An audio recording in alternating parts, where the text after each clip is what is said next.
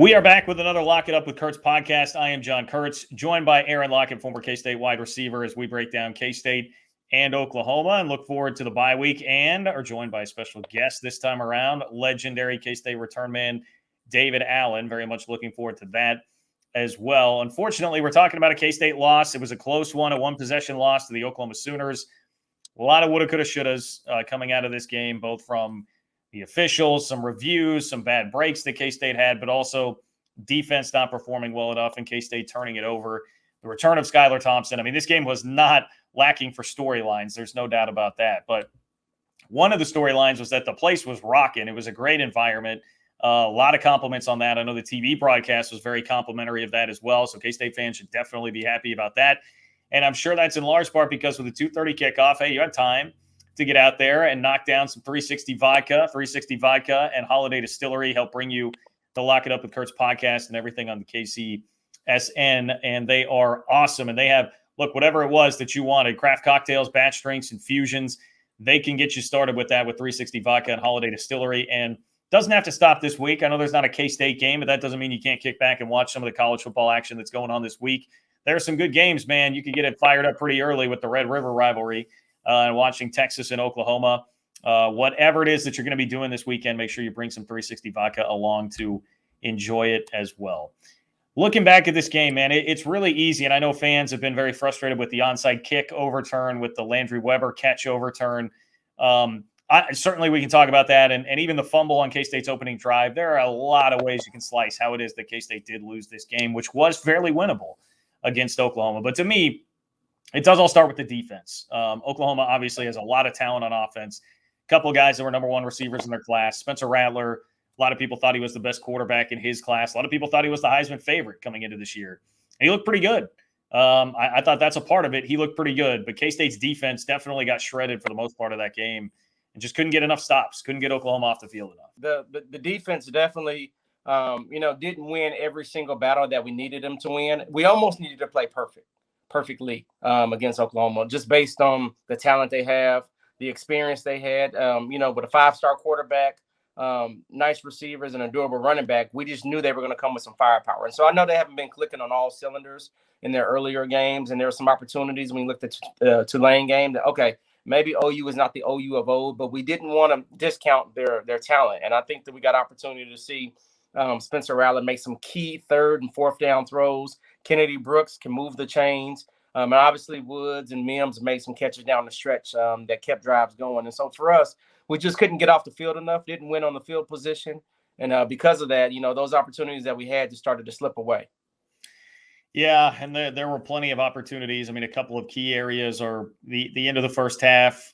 You give up points to Oklahoma. They come back out in the second half, get the football, drive down the field and score. And that's really where you talk about, hey, if the defense can get off the field one of those 2 times, it makes a big difference, not just on the scoreboard, but in terms of how the game felt like Oklahoma really took control of the game at that point. And the other one is K-State's opening drive. I mean, you have a fumble by Jacardier Wright when you're in the red zone. And K-State's been really good at these scripted first drives. Courtney Messingham, I think that's one of the areas where he really has excelled, is getting them ready to go. And especially when you're breaking in, I say a new quarterback, he's kind of the opposite of new in the abstract, but new in terms of he hadn't played in a couple of weeks. And Skylar looked very good, very sharp in orchestrating the offense down the field. And it just felt like, man, packed house. Everybody was fired up that they saw Skylar come out there. And that was a cool moment, a crowd pop when that happened. Yeah. You're driving in, ready to score the touchdown and get the game going. And instead it turns into 3 points the other way. Just gift wrap for Oklahoma because of the fumble. Yeah, turnovers are always going to hurt you. That one was big, though, right? Some are just bigger than others, and that's okay. His time will come where he'll get a chance to showcase what he can do. But for that moment, it was just one of those drives. First drive, like you said, Skylar coming back, we needed points on the board. And so you wanted to put OU in a position to have to play from behind. And then some people play differently based on that, right? But, getting up 3-0 early on, them getting the ball in the second half just gave them a little bit of a cushion. So we was always fighting, even though that we tied it up there. But obviously, Skylar being back on the field was nothing short of exciting, right? Just his leadership skills, the way he orchestrates the offense, and just what he can do on the field, which is dynamic. I thought he played an excellent game. We went for it a couple of times on 4th down, and it was nice to see how cool, calm, and collected he was. And so there were some big plays made. I think there were some individuals within the team that stood out. because that was just a big game. And so we caught the ball well, we ran the ball well, we blocked well, we just gave up on field position and some opportunities that we didn't capitalize on, and that ended up being the difference. Yeah, I mean, the offense, the crazy part about it is the offense only had 7 possessions in the game. They scored on 4 of them. So, and one of them is the fumble in the red zone, right? So, I mean, they were moving the ball consistently throughout the game. So it's hard to be, have too many issues with all of that. And Skylar, I think, is a great point. What a fascinating performance that is for him, because it felt like, due to the fact that he was not wanting to run, right? He's coming back from the knee injury. Right. Due to the fact that he didn't want to take off and scramble, he was like forced to stay in the pocket much more than he typically is. And lo and behold, he almost puts up a career high in passing. He goes over 300 yards, which has been a rarity in his career. I thought he looked better as a quarterback. I mean, the criticism on him a lot of times has been just that he can be too willing to run and too willing to take off and give up on a play, and maybe the pocket presence is lacking. He was totally forced to, because he did not want to risk it by running, and didn't have a single carry in the entire game. And I think there's a possibility here. I know it stings in the short term and you wanted to win, but there's a possibility here that this unlocks something in Skylar Thompson that we haven't really seen before. If you can then pair it after the bye week, hopefully, with a more confident knee and the running ability to go along with that. I mean, Chris Kleiman even echoed it in his press conference today, that he kind of agreed it did make Skylar Thompson a better quarterback in some ways. Yeah. I was impressed by how he distributed the ball. I mean, everybody got involved, right? Metabebe with the catch over the middle on the 4th down. I thought Weber played an exceptional game. I thought that he was a nice safety outlet. But not only that, though, he caught the ball and ran with it. And you can tell that his confidence was growing and growing. I was on the sideline right there where he scored the touchdown. And God, it's been some while since I played football. But, man, Skylar threw a bullet to him. And it was just humming. And he just caught it with his hands, ducked in the end zone, touchdown like it was nothing. And so I thought that showed his professionalism. I watched him pregame. And I haven't had a chance to see Weber up close, but I was looking at him. I was like, God, he's got some moves, and obviously there was no defensive out there, but just seeing how he ran his routes and how fluid he was. And so when he performed well, it was pretty exciting to me, because it translates from what I saw pregame. And then obviously Brooks played well. Malik Knowles played well. I thought everybody played their part. And like I said, they all distributed the ball well. Deuce had 10 catches. Yeah. Are you kidding me? I mean, Deuce is coming out of the backfield. He made a catch on the goal line on an arrow route. Skylar threw it hard and inside on his shoelace, and he snagged it like it wasn't a problem. And so I think that was a confidence builder for us. Just having Skylar back out there, people felt obligated to do their part. And that's ultimately what we wanted to see from a football team overall. And so I'm excited for what the next couple of games will showcase. I think, as you just mentioned, I think it unlocked that Weber is reliable, get him the ball more. We came up with some new plays. I never had a chance to see that play where Brooks came in motion on the backside and ran like a little swing route, ran hard to the pylon, got in the end zone. Malik with the kickoff return. There were just enough things offensively that left me feeling like there's more for us to give. Yeah, I couldn't agree more. Creativity. I mean, that play to Brooks on 4th down, you're right. It was like almost straight out of the Chiefs playbook. You would see them run, getting the ball to Brooks.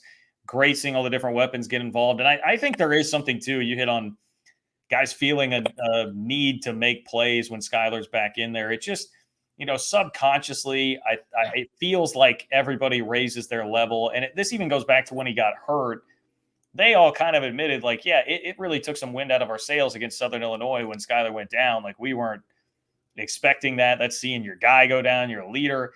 And then they even admitted that, hey, there was an extra pep in everybody's step when they found out he wasn't going to be out for the year. And it's not really meant as a slight to the other quarterbacks, but it's just the reality.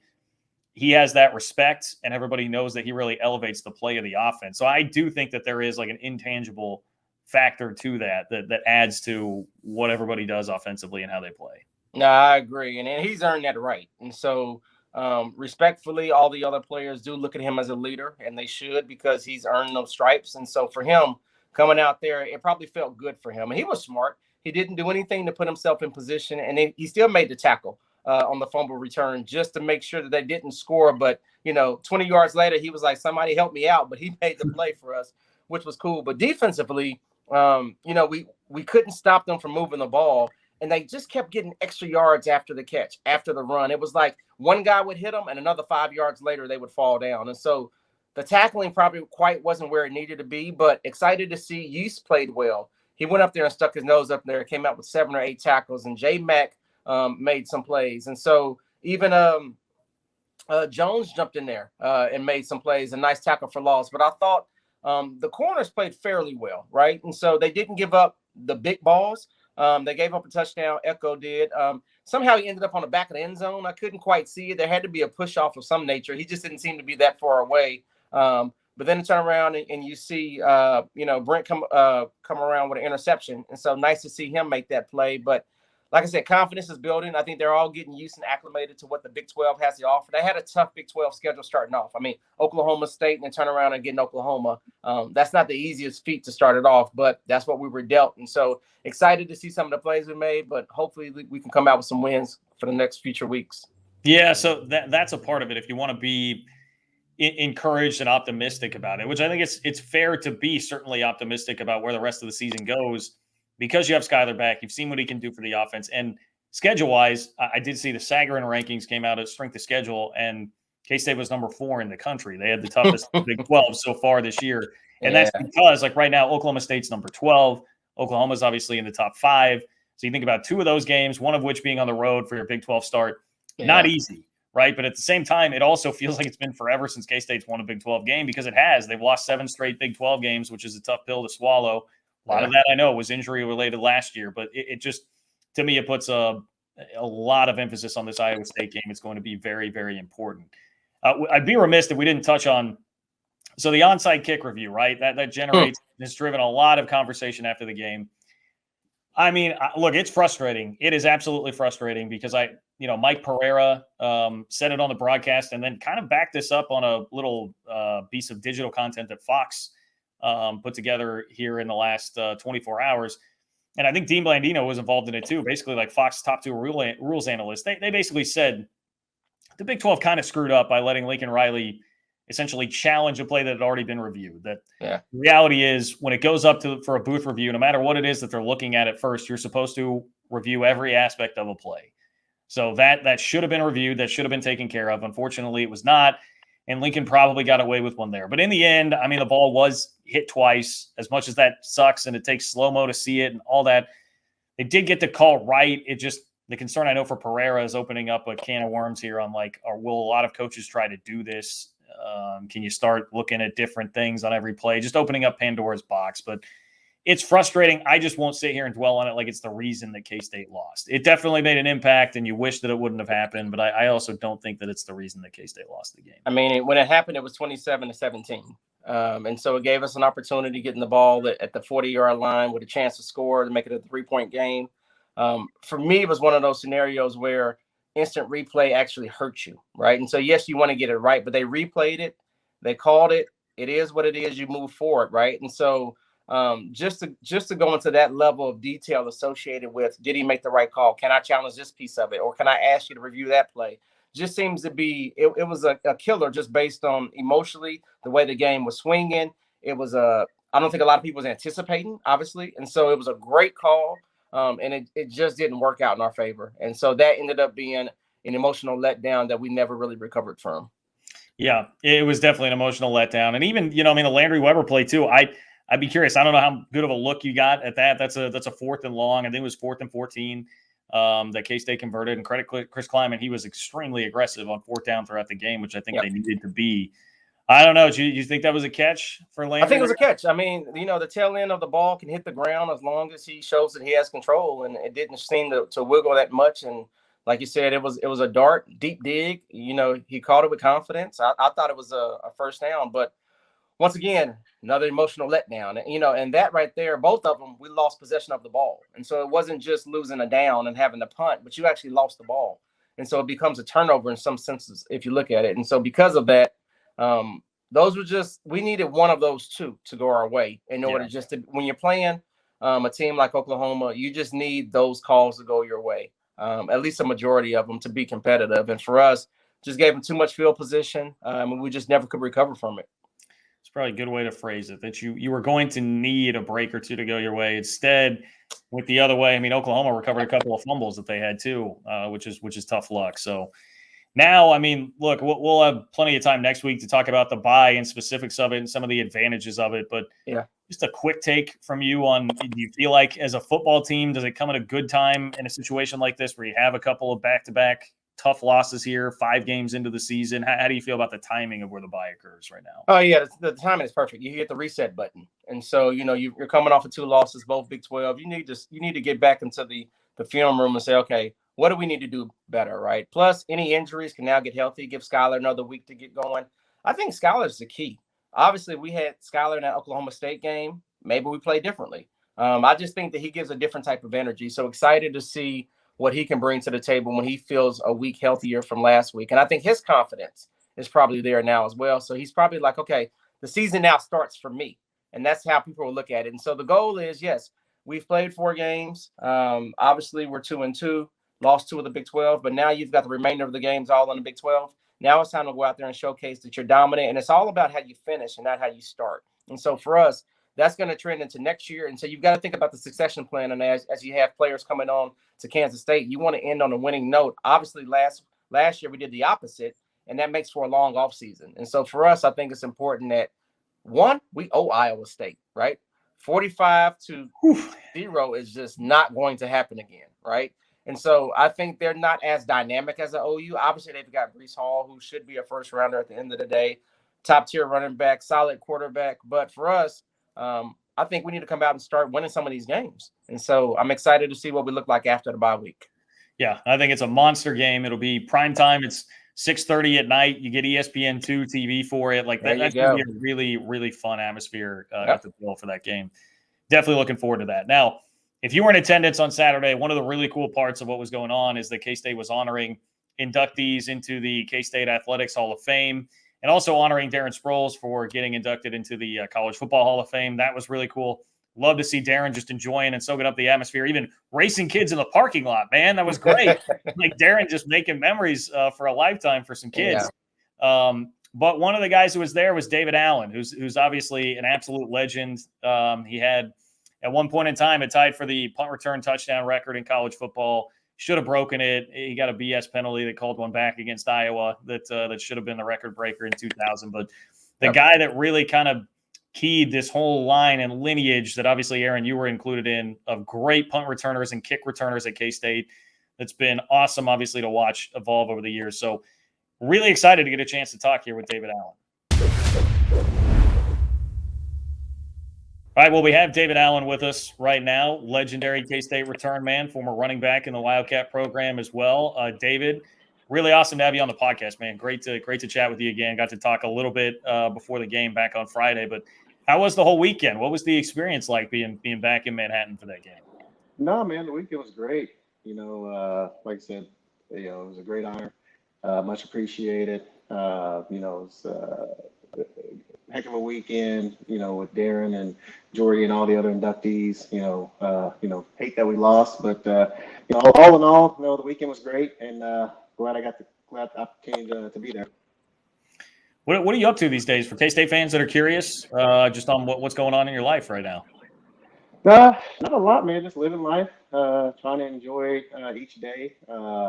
Just working for a medical sales pharmaceutical company in sales, and like I said, not playing golf every now and again here whenever I get an opportunity to. But for the most part, man, just enjoying life, taking it day by day, and trying to be happy.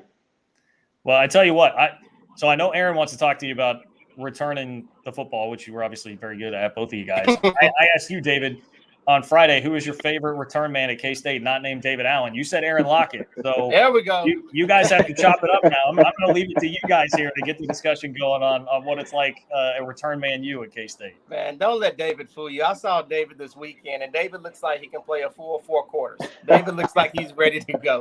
He's in prime time shape. I tell you what, it was exciting to be around to see Sproles and Jordy, but it was really cool to see David. I got a chance to see David at Jordy's softball classic, but David and I have a special relationship because we were both punt returners. And so when I came into Kansas State, so I got a chance to play with David in 97, 98, 99, and the 2000 year. So we were there 4 years together. So I got a chance to watch him evolve from just being a freshman receiver all the way to being the man as a returner and a running back. And so I can tell you right now, when you talk about somebody that can catch the ball with his left hand, with his right hand between his legs as a punt returner, that man can do it right there. And so learned a ton from him. I tell you what, Michael Smith was our receiver coach, and he would try to do some of those tricks as well. And Bone would catch a couple of them, but he wouldn't catch all of them, right? But I remember being back there with David, and just a quick story. When my junior year, when David had got injured, they threw me out there. And, I hadn't been a returner in college, but I did in high school, so I knew I could do it. And we were talking about this weekend. The Iowa game, I caught one, and I think I got tackled and then fumbled after the play. It wasn't a big thing. The next game we were playing, and it was either La Tech or Northeast Louisiana, and David was hurt, and he was up in the booth looking at me, and they kicked it to me, and I dropped the ball. I tried to catch it, and I kicked it out of bounds. And it was one of those long walks to the sideline where, Bill was like, come here. It was one of those. And luckily, at the end of the game, I got a chance to return one for a touchdown. But David is one of the main reasons that I learned how to catch punts in college football, because it's totally different than high school. And so as we were talking about it, David was just reminiscing around how most of us struggled to catch punts coming in. It was something he naturally did. So I always appreciated that about David around catching punts. Well, I mean, I appreciate it. For me, when I said Aaron was one of my favorites, besides myself, it's just like you said, we spent a whole lot of time together, learning, teaching each other, competing against each other, just going at each other, just trying to get the best out of each other. And so for me, when I got hurt, to see him be able to continue to do the things that I was doing just showed that, the hard work and everything that we had led up to it had paid off, because that's how I got my opportunity. I didn't go into K-State as a punt returner. I wasn't starting punt returner when I was my freshman year. Lamar Chapman was. And when Chap got hurt, it was my turn, That's right. That's how I earned my job. And it's kind of the same thing with Aaron. Yep. I got hurt, he got his job. We just kept it rolling because of the things that we did day in and day out. We were first ones out there on the practice field catching punts, the last ones to lead the practice field catching punts. And I think that's how we got to be, catching it is the hardest part. The other stuff is easy, Yeah, that's true. If you're naturally gifted as far as an athlete, you play the sport, running and, all those things. I mean, if you're able to do that, that's fine. But just because you can run doesn't mean you can catch a punt. If you can catch the punt and add that to it, then you got something special. So. Yeah. No, it's amazing when you think about it, the 97, 98, 99 teams, we would sit there. You look at the punt returners, you talk about Lamar Chapman being back there. You talk about David Allen. You talk about myself. And so it's just exciting to see when guys now at Kansas State are able to return it, because John Fabris is there no more. It's not Sean Snyder anymore. So it's not the same schemes, right? And so you start to really wonder, is it the K-State scheme or is it the players? And I'm starting to think it's the players, and it's the legacy that we left that they now feel like they have to live up to. And so it's exciting to see whether it's the Brandon Banks or Tremaine Thompsons or Tyler's coming through, and now Malik Knowles and now Phillip Brooks. Like, all of these guys are tremendous. And I think it's just when you step into the K-State facility, if you're going to be a returner, there's a long legacy of returners that's done it well before you, and you have to step up to it. And indirectly, they all seem to perform at a high level. And I also think it's just because of the time and effort that we put into it as well, because we, always at K-State, we've always put special teams on the same level as offense and defense. We don't shortchange special teams, because, special teams can, make or break a game. And so for us, we put in just as much work on the special team side as we did on the offensive defensive side of the ball. So I think that contributes to it as well. Yep. Tell me about this. Have you ever been scared back there? I think there's always, I will say this. The only time I've really, really been nervous is, I think it was my first NFL game as a returner. It was against the Indianapolis Colts in Indianapolis when I was in Jacksonville, and I literally dropped the kick. It was a kickoff. It wasn't even a punt. I literally dropped the kickoff, bounced off my chest. I mean, I was able to pick it up and, get some yards, but I think that's the only time I've really been nervous. For me, I think nerves are part of it. It's kind of that thing where, it kind of gets you amped up to, make play. And for me, I always the reason I enjoyed punt return so much, because you got 10 guys on your side, 11 guys on the other side, and it's you by yourself. Yep. And it's not necessarily always a set play. You You got your offensive plays, which is a set play. You got to run this route, you got to run that route, you got to run this way. Punt return, yeah, you might call a right punt return. But that ain't always don't mean it's always going to end up as a right punt return. And I think it's it's one of the most exciting plays. I think if you can break a punt return, because it is you and 11 guys coming down, beating down on you, and so you kind of got to be a little crazy. You know what I mean? Yeah. Because you got to be fearless. Because you got to make a split decision. Do I catch it? Do I fair catch it? Do I have room? Do I not have room? And you got to be able to see the whole field at the same time. I mean, there's just a whole lot of different things that go into being a great punt returner. So, yeah. Now, David, I know you said, look, the easy part is after you catch the ball, but man, everybody I think gravitates toward that 98 Texas return that you had. That could not have been easy. There's no way that was easy. That was a ridiculous return that you had. And I mean, take me through what that one was like. That one was probably my most difficult one. Because if you look at all the rest, like I said, the guys that were on our punt return teams, they wanted to be out there. They worked just as hard as anybody else on the team. I mean, Aaron can attest to this. They made our jobs easy. You outside of that return, if I got started, it was easy. There wasn't a whole lot of people in the way, a whole lot of broken tackles, a whole lot of this, because those guys did their job. And like I said, at the end of the day, they made our job easy. With that particular one, I mean, it was just one of those things where I caught it, and maybe it was on me because it was supposed to be a right return. I started going left. Maybe I shouldn't have. You know what I mean? So, I started going left, and then ended up going back right, and then but it still shows a testament to those guys because they were still blocking.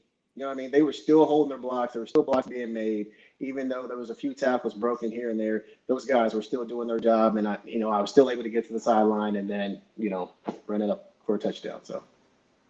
Yeah, I'm with you. If you sit back and think about it, I mean, I can name a ton of guys, right? Like from Drew Thalman to Brandon Clark to Chris DeVore to Bryce Leibel. Like, it just keeps going and going. And Troy Hackney, Chris Claiborne, I mean, even starters. I mean, you got guys that were starters. Jared Cooper, Chris Claiborne. Jared Cooper, Dyshawn Carter, Jameis Butler. It wasn't just guys that weren't playing, that were on these units. I mean, you had starters that were on this unit too, because at the end of the day, they knew we had something special. And so those guys were begging not to be, even if they were tired because they just ran, 5 defensive plays, they were going to be on that punt return. You weren't taking them off that. That was something that they looked forward to, and they were happy to be a part of it. So. Yeah, no, and I remember I was roommates with Milton Proctor.